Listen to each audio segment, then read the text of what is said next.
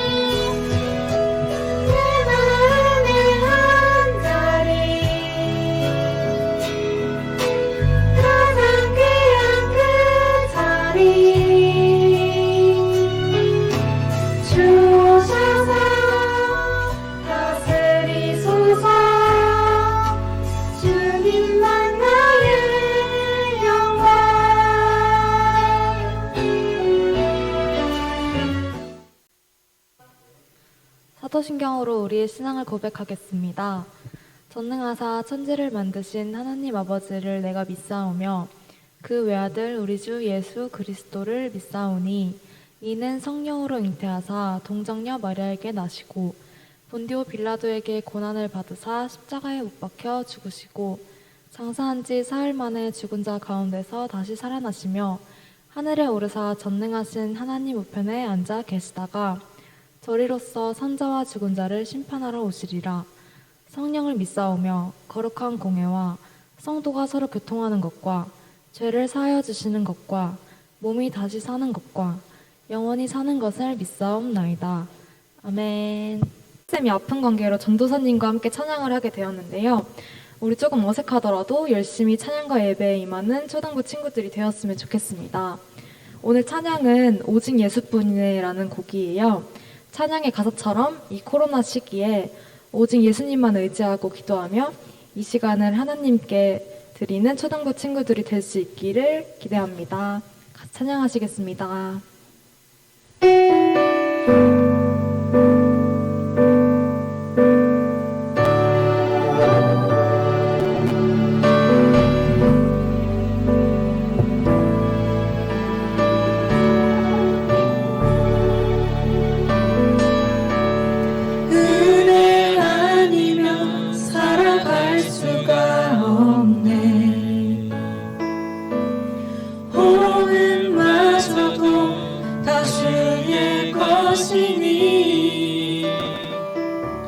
세상 평안과 위로 내게 없어도 예수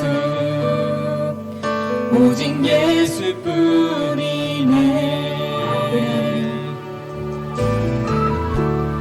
은혜 아니면 살아갈 수가 없네.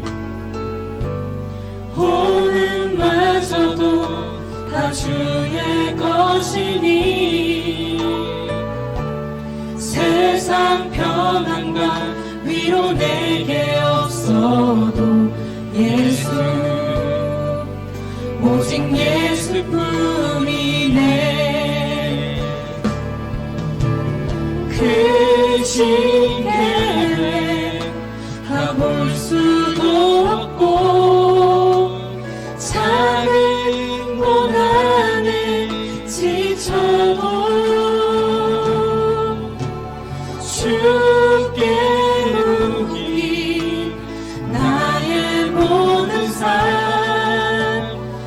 버티고 견디게 하시네.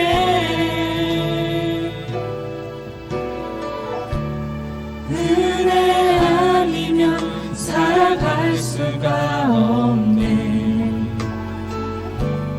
나를 맞아도 다 주게 버티니 세상 평안과 위로 내게 주신 주 예수,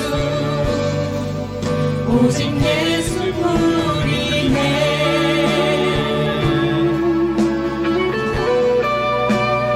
하나님 아버지, 오늘 좋은 날을 허락하시고 성경학교로 예배할 수 있게 해주셔서 감사드립니다. 한 주 동안 예수님을 잊고 살았다면 성경학교를 통해 회개하고 말씀 잘 깨닫게 해주세요. 코로나로 예배당에 모일 수는 없지만 우리가 예배하는 곳에 함께 해주실 것을 믿습니다. 말씀 전하시는 전도사님께도 힘 주시고 예배가 시작하여 끝나는 시간까지 함께 해주세요. 예수님 이름으로 기도합니다. 아멘. 아멘. 자, 오늘 하나님께서 우리에게 주신 말씀은 로마서 1장 8절에서 17절 말씀.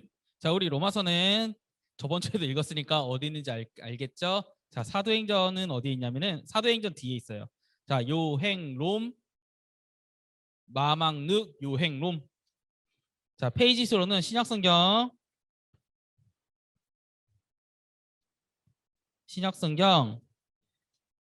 240페이지, 239페이지에서 240페이지예요.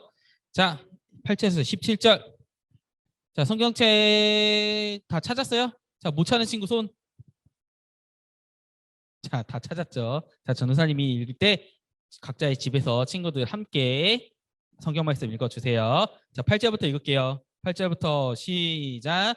먼저 내가 예수 그리스도로 말미암아 너희 모든 사람에 관하여 내 하나님께 감사함은 너희 믿음이 온 세상에 전파됨이로다.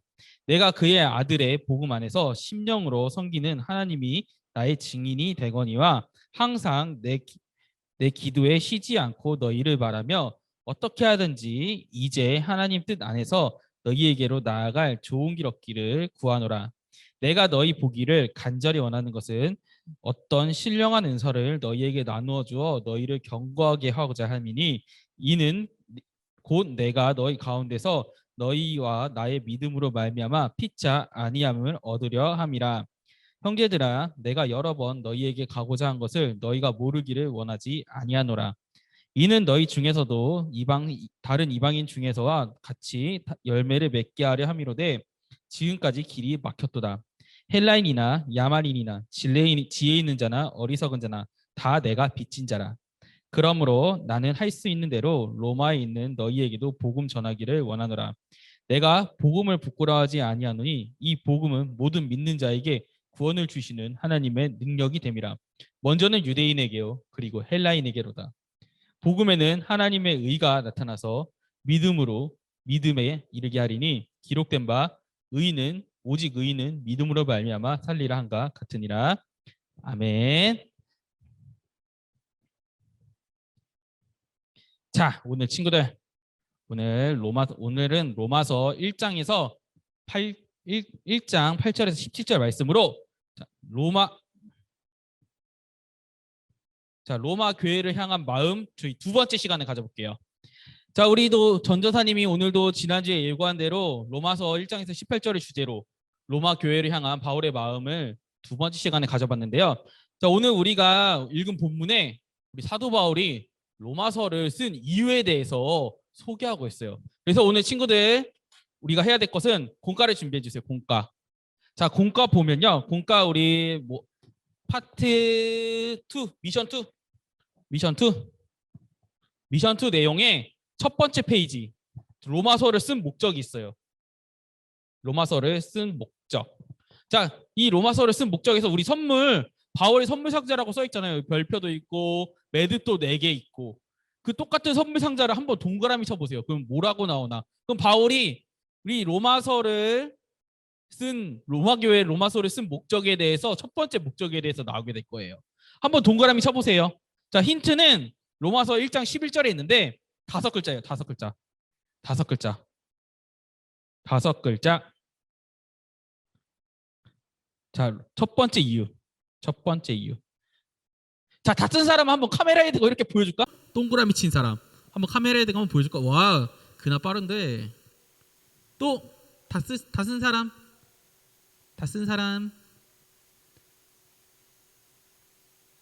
자, 5초 뒤에 답을 공개할게요. 5, 4, 3, 2, 1. 자, 답은 왜 안 넘어가지? 잠깐만요. 두 번 넘겼다. 자, 답은 뭐냐? 신령한 은사예요. 자, 그러면 두 번째, 우리 두 번째 장 넘겨볼까? 두 번째, 로마서를 쓴 목적. 뭐가 퍼즐이 되게 많아. 되게 빈칸이 되게 많은데 우리 여기서 뭐를 채울까? 우리는 힌트를 보면요, 로마서 1장 12절에 나오는데 우리 믿음에다가 우리 한번 색깔을 칠해보자. 믿음에다가 한번 색깔을 칠해보자. 믿음을 쭉쭉쭉 색깔을 칠해보면은 로마 교회에 바울이 두 번째 목적의, 로마 교회에 편지를 쓴 두 번째 목적이 나와요. 자, 한번 검은색으로 쭉쭉쭉 칠해 봅시다. 검은색 아니어도 괜찮아요. 색깔을 마음대로 한번 쭉쭉 칠해 봅시다. 자, 믿음만 골라서. 미음 칠하면 안 돼요. 미음은 함정 카드예요. 자, 자, 믿음에 대해서 쭉쭉쭉 칠해 봅시다. 자, 힌트는 단어 두 글자예요. 두 글자. 근데 12절에서는 힌트 두 글자로 나오지 않고요, 좀 길게 나와요. 네, 길게 나와요. 자, 피차 뭐가 필요하다. 우리에게 뭐가 필요했다. 자, 우리 다 쓴 사람 한번 보여줄까? 다 쓴 사람 이렇게 보여줄까? 한번. 다 쓴 사람 이렇게 보여줄까? 엄청 빨라, 그나. 자, 우리 그나가 보여줬으니까 답을 한번 공개하겠습니다. 자, 답은, 자, 맞아요. 위로예요. 위로 이거 말고 나의 마음을 위로해준다, 이런 거예요. 자, 우리 세 번째는 뭐가 나오냐? 공과에 사과가 나요. 사과. 우리 사과가 나오는데, 우리 여기서 내가 첫 번째 문항 사랑이 1부터 5까지 있는데 나의 사랑 지수는 얼마나 되는지, 나의 희락 지수는 얼마나 되는지, 나의 자비 지수는 어떻게 되는지, 내가 오래 참음의 지수는 어떻게 되는지, 내가 얼마나 온유한지, 내가 절제할 수 있는지 한번 우리 친구들 점을 찍은 다음에 선을 한번 연결해 보세요. 자, 내가 절제를 잘한다. 내가 노는 것을 절제 잘한다. 우리 공부는 절제 잘하잖아, 맞지? 공부는 절제 잘하잖아. 하지만 내가 노는 거나 오락하는 건 어떤지, 내가 우리 이웃과 친구와 가족을 사랑하는지, 내가 항상 즐겁게 사는지, 내가 누군가가 나에게 잘못했더라도 용서할 수 있는 마음을 가질 수 있는지, 내가 짜증나도 오래 참을 수 있는지, 내가 화 안 내고 온유하게 살아가는지. 자, 한번 보여주세요. 전도사님의 지수 한번 공개할게요. 자, 공개. 자, 전도사님의 도표는 저렇게 돼 있어요. 자, 우리 친구들 공개 한번 해주시길래요? 공개 좀 부끄러워요? 나의 성향이 들키는 것 같아서? 부끄럽습니까? 아니요.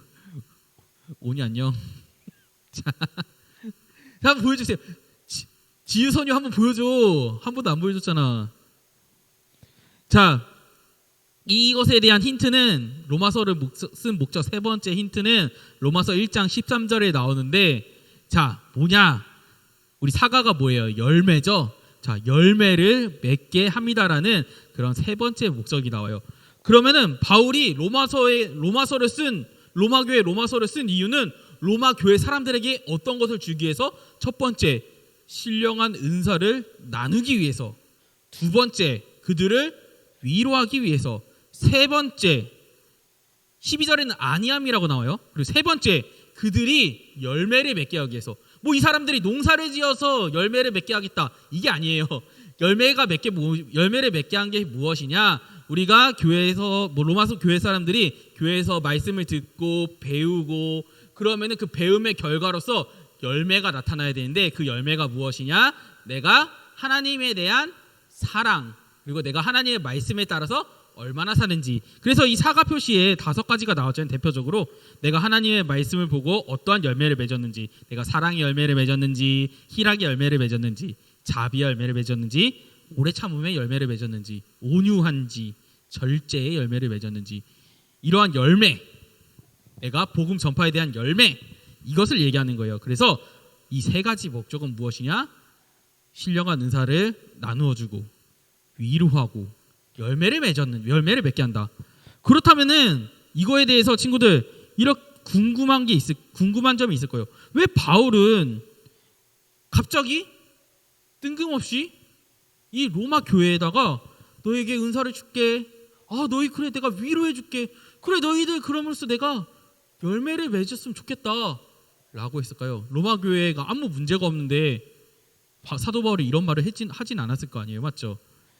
자, 그래서 이 로마 교회 도대체 무슨 일이 있었길래 이 사람들에게 위로가 필요하고 신령한 은사가 필요하고 너네 열매 맺어야 돼 이렇게 얘기했는지 오늘 한번 알아볼 거예요. 자, 그것을 알기 위해서는 우리는 오늘 로마 교회가 세워진 배경에 대해서 알아야 돼요. 자, 로마 교회는 사도 바울이 로마 전도 여행 중에 세웠던 그런 교회가 아니에요. 로마 교회의 기원은요, 기원전 63년. 전도사님이 저번에 한번 얘기한 적 있을 거예요. 기원전과 기원 후가 있다고요. 자, 기원전과 기원 후가 뭐냐? 예수님이 이 세상에 오셨던 서기 1년에서 3년 사이를 기점으로 예수님이 오시기 전에는 기원 전, 예수님이 오시고 난 후에는 기원 후, AD라고 해요. 지금 우리는 그러면 AD 예수님이 오신 이후로 2021년이 지나서 AD 2021년이에요. 그러면은 BC는 예수님이 오시기 전에 거꾸로 넘어가서 BC 1년, 2년, 3년, 예수님이 오시기 전 63년 전으로 가야 된다는 거예요. 그래서 로마 교회는 어떻게 세워졌냐? BC 63년 로마의 황제가 등장하기 전에는 로마는 공화정인 국가였어요. 자, 공화정이 무엇이냐? 공화정은요, 왕이나 황제가 있던 그런 황제가 통치하는 나라가 아니었어요.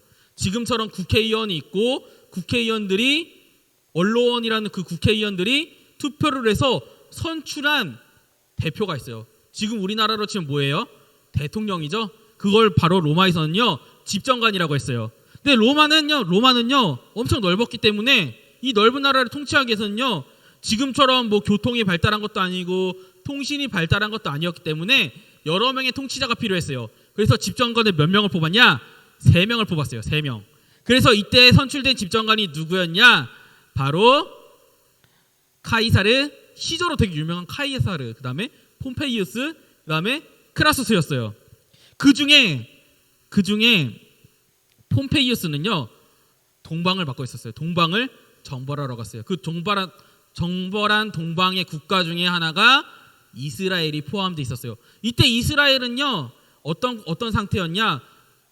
페르시아에 속했던 나라였잖아요. 근데 페르시아가 알렉산더 제국에게 망하고 알렉산더 제국이 분열해서 서로 싸웠을 때, 이때 이스라엘이 성경에 나오지 않았지만 독립을 했어요. 독립을 해서 독립국가인 상태로 살고 있었어요. 근데 그때 로마가 동방을 정복하면서 이 예루살렘으로 들어온 거예요. 이 예루살렘의 유대인들은요, 이 폼페이우스와 싸우지 않고 어떻게 해요? 항복을 했어요. 그래서 이때 폼페이우스가 이 로마로 유대인들을 데리고 갔어요. 그때 유대인들은요, 예배를 드려야 되잖아요.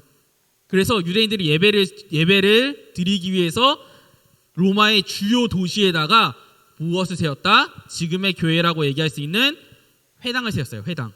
회당을 세워서 예배를 드리기 시작했어요. 그리고 나서 계속 예배를 드리는데, 이때 로마의 종교들은요, 다 어떻게 했다? 향락과 또 태폐함, 뭐 음란, 이런 게 좀 많이 섞여 있었어요. 근데 이 유대 하나님을 믿는 사람들의 종교는 로마인들이 보기에는요, 되게 경건해 보였어요. 왜? 그런 걸 하지 않으니까요. 그래서 많은 사람들이 이 유대교를 너무나도 좋게 보고 유대교에 들어가기를 희망했어요. 많은 이방인들이. 그래서 그렇게 유대인들의 회당을 만들어서 유대인들이 예배를 드리다가 예수님이 오신 후 예수님의 제자들인 사도들이 예루살렘에서 예수님의 말씀을 전파할 때 오순절이 다가왔어요. 유대인들의 특성은 무엇이 있냐면요, 절기 때마다 예루살렘으로 모여서 예배를 드려요. 그럼 당연히 이 로마의 회당에 있었던 유대인들도 예루살렘으로 와서 어떻게 해요? 예배를 오순절이라는 절기를 지키러 왔겠죠. 이때 이 로마에 거주하던 유대인들이, 로마의 회당을 세웠던 유대인들이 베드로의 설교를 듣고 회심을 한 거예요. 그리스도인이 된 거예요.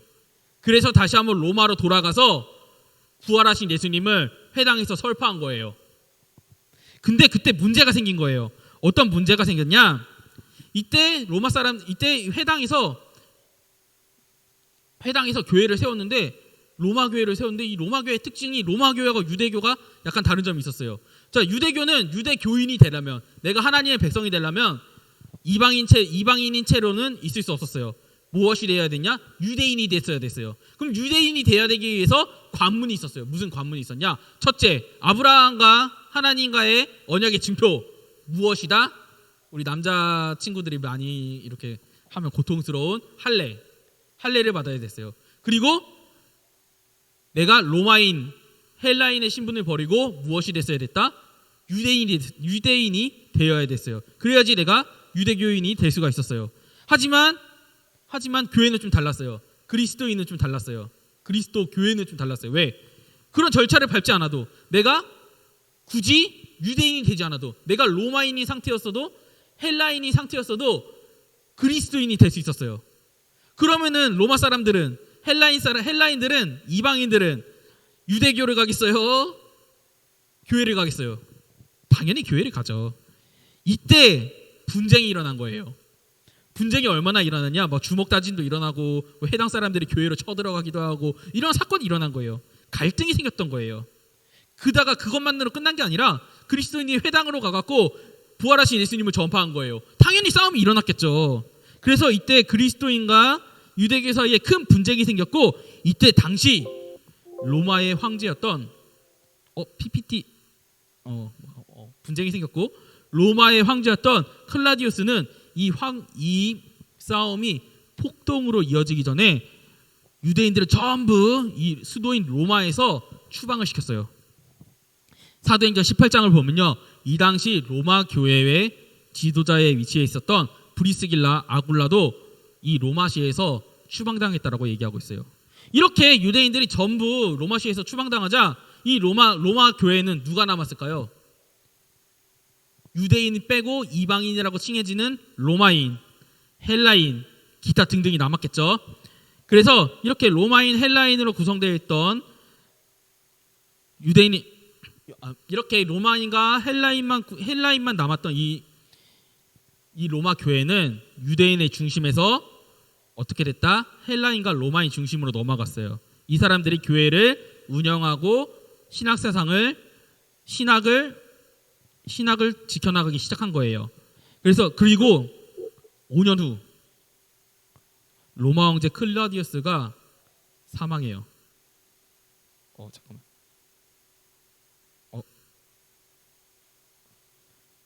로마 5년 후에 로마인 클라디우스가 사망을 해요. 그때 그래서 다시 유대인이 어디로 돌아왔다? 로마 교회로 돌아오자 상황이 좀 이상한 거예요. 이전까지는 우리가 로마 교회를 관리하고 우리가 이 사람들에게 말씀을 가르쳤는데, 이제는 더 이방인들이 로마 교회에 더 많아진 거예요. 그래서 다시 한번 유대인들이 로마 교회로 가서 우리가 다시 한번 관리하겠습니다 했을 때, 이때 이때 헬라인과 로마인들의 표정은 어땠을까? 쟤네 뭐야? 5년 동안 우리가 지켰는데? 너네가 뭔데? 분란이 일어나기 시작한 거예요. 이번에는 유대인과 로마 교회 안에서 유대인과 이방인이 싸우기 시작한 거예요. 자, 유대인들은 이방인들에게 유대교의 절기와 율법, 그리고 전통, 우리 전통이라고 하면 뭐가 있어요?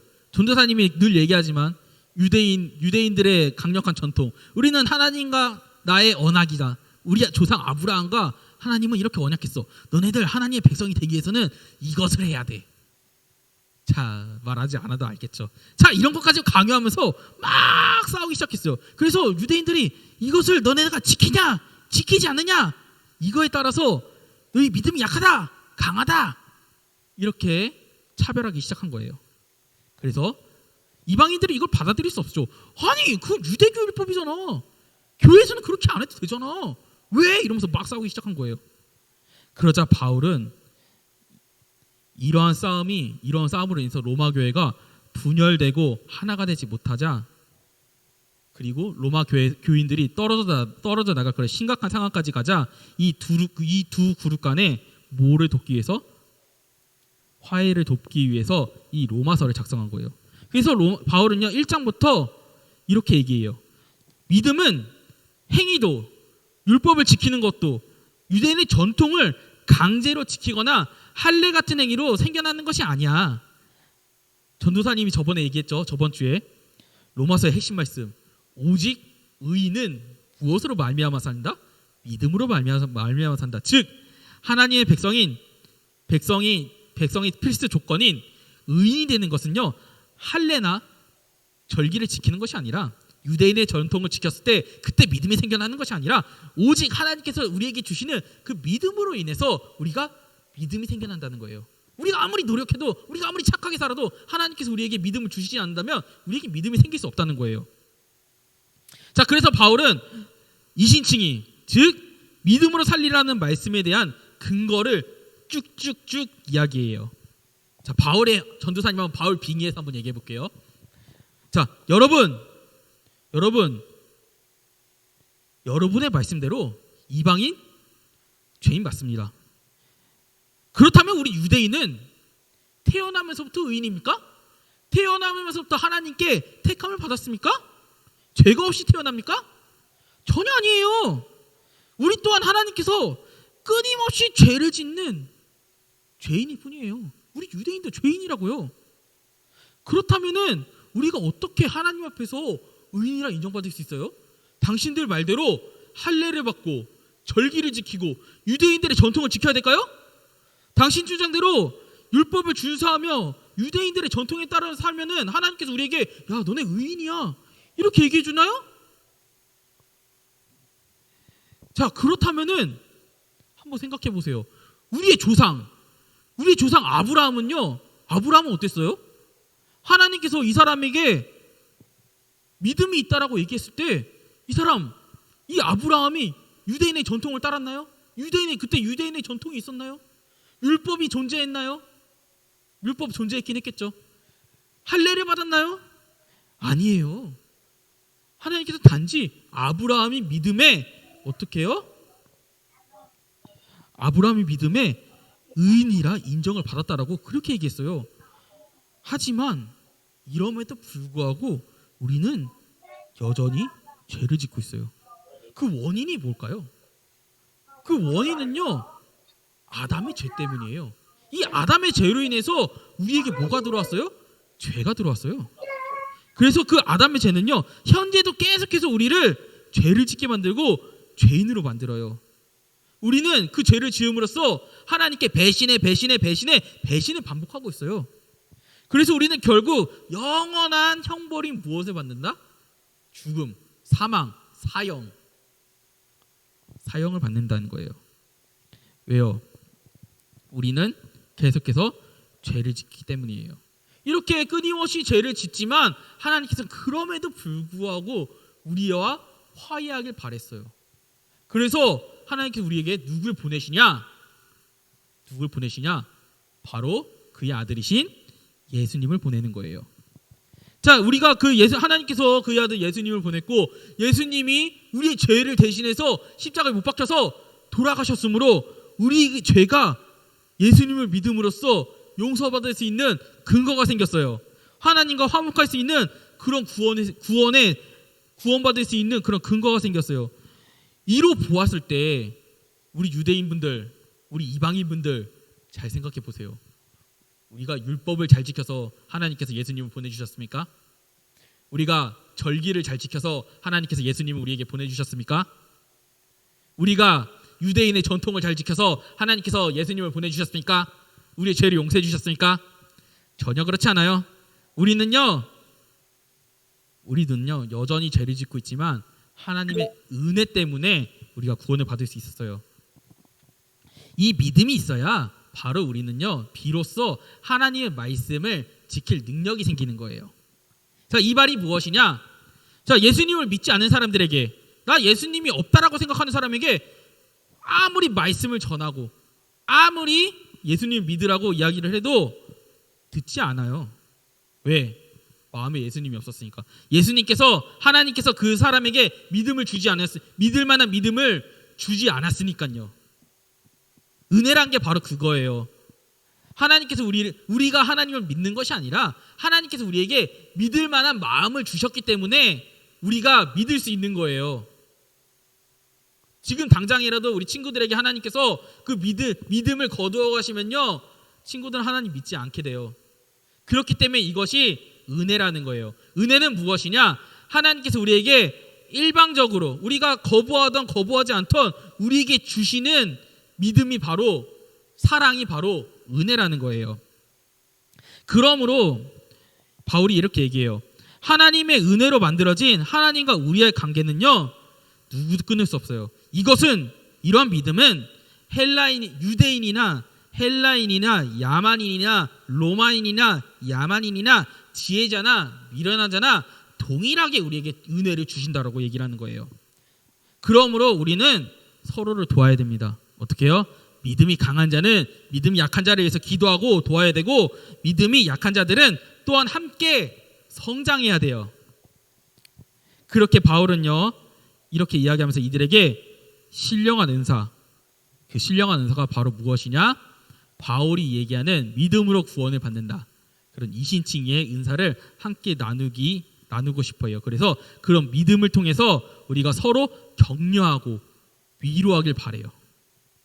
그리고 무엇보다 이러한 말씀과 은혜, 위로함을 통해서 서로에 대해서 그 믿음에 대한 열매를 맺게 하는 거예요.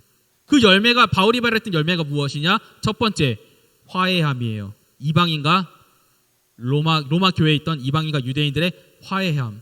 그 화해함의 열매를 맺었을 때 우리가 서로 약한 자, 믿음 약한 자와 강한 자가 서로 도울 수 있고, 그 도움으로 어떻게 해요?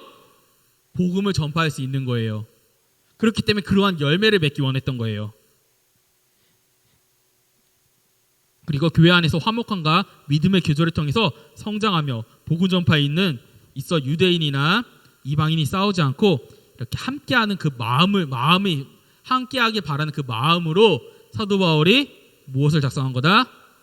이 로마서를 작성한 거예요.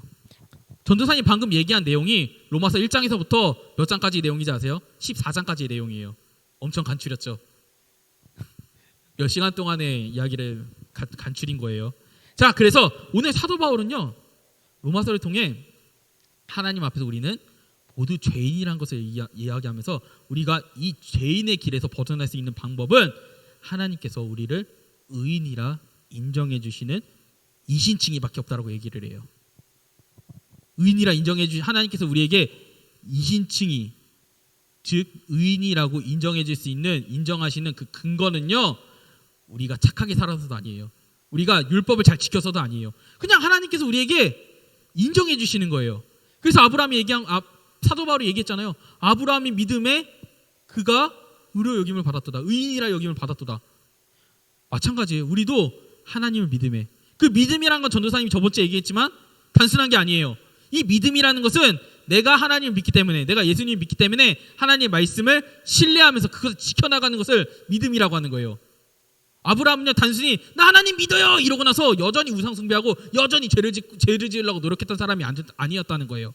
나 하나님 믿어요, 그래서 내가 하나님 뜻대로 살아갈게요 이러면서 끊임없이 노력했다는 사람이에요. 그게 바로 아브라함이 믿음의 의로 여김을 받았다는 거예요. 그래서 이신칭의의 근거는요 우리의 행동, 우리의 지식, 우리의 선행이 아니라 우리가 하나님을 믿는 것을 허락해 주시는, 하나님께서 우리에게 주시는 일방통행적인 사랑, 그것을 바로 은혜라고 하는 거예요. 그래서 이 은혜가 없이는 우리가 믿는 것이 불가능하다라고 얘기하면서 그럼으로써 하나님께서 우리에게 주시는 믿음은 바로 하나님께서 우리에게 주시는 무엇이라고 하냐? 선물이라고 얘기하는 거예요. 우리 친구들, 누군가가 나에게 선물을 줄 때 대가를 바라고 선물을 주나요? 뭐 그런 사람도 있긴 하겠지만 보통의 우리가 사랑하는 사람들에게 선물을 주는 것은요, 대가를 바라지 않아요. 마찬가지예요. 이 은혜가 하나님의 선물이라고 얘기한 것은요, 하나님께서 우리에게 대가를 바라고 주시는 거 아니에요. 그냥 사랑을 바라고 주시는 거예요. 우리는 이 선물을 받음으로써 영원한 죽음의 형벌에서, 죽음이라는 형벌에서 벗어나서 영원히 살 수 있는 하나님 나라의 백성이라는 그 구원의 선물을 받는 거예요. 그게 바로 하나님의 선물이라는 거예요. 그래서 친구들은 지금 예수님 몇 년 믿었어요? 많이 믿었죠? 적어도 12년은 믿었죠? 네. 자, 그러면 친구들, 하나님이 주신 그 믿음, 즉 구원이라는 선물의 가치를 친구들은 얼마나 알고 있어요? 얼마나 인식하고 있어요? 오늘 바울은요, 로마서를 통해 이 구원이라는 선물의 가치를 명확하게 얘기하고 있어요. 아담의 죄로 인해서 사망이랑 형벌을 받게 된 우리에게 구원이라는 선물은 영원히 죽을 수밖에 없는 우리를 영생을 살 수 있게 바꾸어놨고, 그다음에 우리가 그 선물의 가치를 모른다면 우리는 그 선물을 소중히 할 수 없겠죠. 하지만 하나님께서는 우리에게 믿음이라는 구원의 선물의 가치를 아주 잘 알게 해주세요.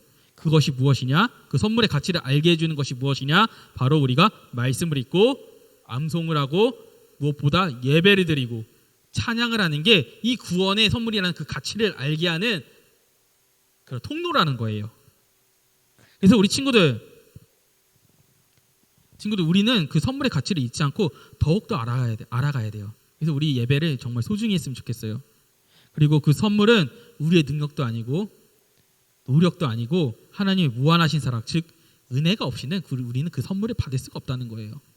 그래서 우리가 매주 예배드리고 찬양하며 매주 주일을 그것에 감사하면서 기념해서 드리는 게 바로 예배라는 거예요. 이 말씀을 우리 기억하면서 우리 친구들 예배를 정말 소중히 여겼으면 좋겠어요. 이 구원의 선물이 아니라 하나님께서 주신 이 구원이라는 믿음이라는 선물을 다시 한번 우리 친구들이 잘 생각해보고 이번 한 주 한번 로마서 한번 읽어보세요. 좀 어려워요? 읽는 건 어렵지 않죠? 그래서 우리 친구들, 그래서 우리가 예배를 더 소중히 하고 말씀을 소중히 하며 하나님을 더 깊이 알아가려고 그렇게 노력하는 우리 친구들이 되었으면 좋겠어요. 그것이 바로 오늘 바울이 얘기한 열매 맺음이라는 거예요. 우리 친구들이 열매를 앞으로 성장하면서 어떤 열매를 맺을지 전도사님이 기대하며 기도하면서 기다릴 거예요. 자, 우리 친구들 기도할게요. 자, 오늘 기도 제목, 여전히 우리 코로나 너무 심하죠. 우리가 코로나가 더 이상 창궐되지 않고 우리가 모여서 예배드릴 수 있도록 우리가 함께 기도했으면 좋겠고요. 우리가 또 하나님께서 우리에게 주신 그 구원의 선물을 다시 한번 기억하면서 우리가 믿음으로 살아갈 수 있는 우리 친구들이 되기를 간절하게 기도할게요. 자, 우리 기도할게요. 하나님 아버지, 오늘도 이렇게 우리가 말씀을 배웠습니다. 주님, 로마서의 말씀 너무나도 어렵지만 우리가 한 가지 그 안에서 명확하게 기억한 것은 하나님께서 주시는 그 은혜는, 믿음은 우리의 힘과 능력이 아니요 하나님께서 주시는 사랑이라는 것을 알아갔습니다. 그렇기 때문에 우리가 늘 이 믿음에서 벗어나지 않도록 기도해야 되는 것입니다. 하나님, 나를 버리지 마세요. 하나님, 나에게 더 믿음을 주세요 라고 기도해야 되는 겁니다. 주님, 우리 친구들이 예배를 더 소중히 여기며 말씀을 소중히 여기며 우리가 그 안에서 하나님의 사랑을 알아갈 때 이 구원의 선물이 얼마나 큰 선물인지 점점 알아가는 우리 친구들이 될 수 있도록 주님께서 도와주시옵소서. 감사드리며 예수님의 이름으로 기도드립니다. 아멘.